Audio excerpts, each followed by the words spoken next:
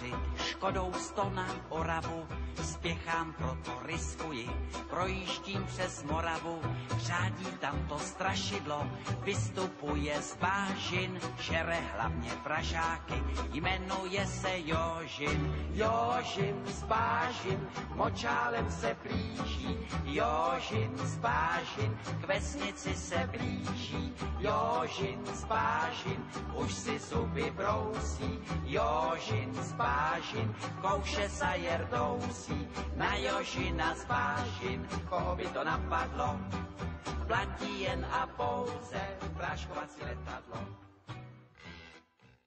L'única pancarta que es pot obrir i que està permesa és aquesta. Però què vol dir la llibertat d'expressió? I les altres no. Escolta'm, jo t'entenc la teva llibertat totalment, Tito.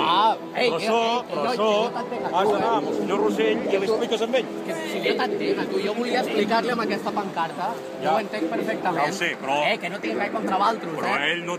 Ell no ho entén. Bueno, no ho entén, suposo que sí que ho entendrà. O, bueno, però ell posa unes normatives i s'han de seguir. L'única pancarta que es pot obrir i que està permesa és aquesta.